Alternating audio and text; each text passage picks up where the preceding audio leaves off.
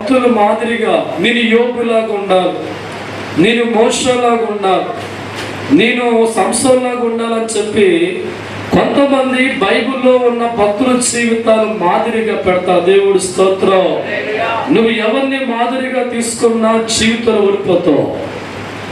బైబిల్లో ఉన్న భక్తుల జీవితాలు మాదిరిగా తీసుకున్న ఓడిపోతావు.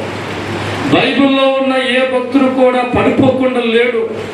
ఎంత భక్తుడైనా ఏదో సందర్భంలో దేవుని బాధ పెట్టేవాడిని పడిపోయాడు.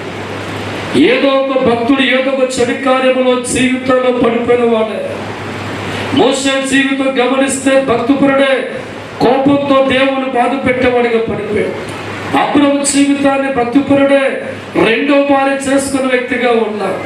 సంసోను భక్తిపరుడే, వ్యభిచారంతో సాంగత్యం కలిగిన వాడిగా ఉన్నాడు. దావీదు భక్తిపరుడే, పరాయుడు వారు ఆశించి దుర్మార్గుడిగా. దేవుడి స్తోత్రం.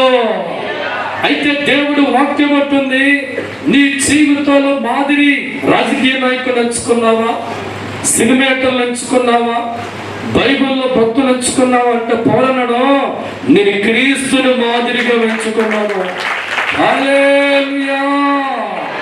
యేసుప్రభు ఒక్కడే జీవితంలో పాపం లేని వాడిగా ఉన్నాడు, నీతి కలిగిన వాడిగా ఉన్నాడు, ఎక్కడ చెడుపని వాడిగా లేడు. ఎప్పుడు కూడా తండ్రిని మహింపచ్చ గుణం కలిగి ఉండి లోకాన్ని పాపాన్ని జయించిన ఆ దేవుణ్ణి మనం మాదిరిగా పెట్టినాడు. దేవుడి స్తోత్రం. ఏ ఒక్కడైనా నీకు మాదిరిగా పెట్టుకుని ఎప్పుడే పడిపోయే ప్రమాదం నీకు ఉంది.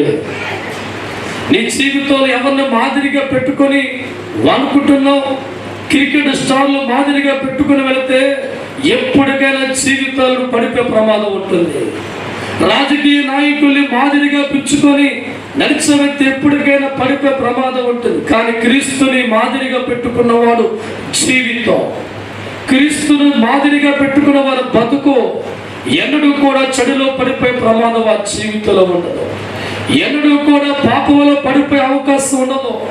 నీ జీవితంలో మాదిరి ఎవరైనా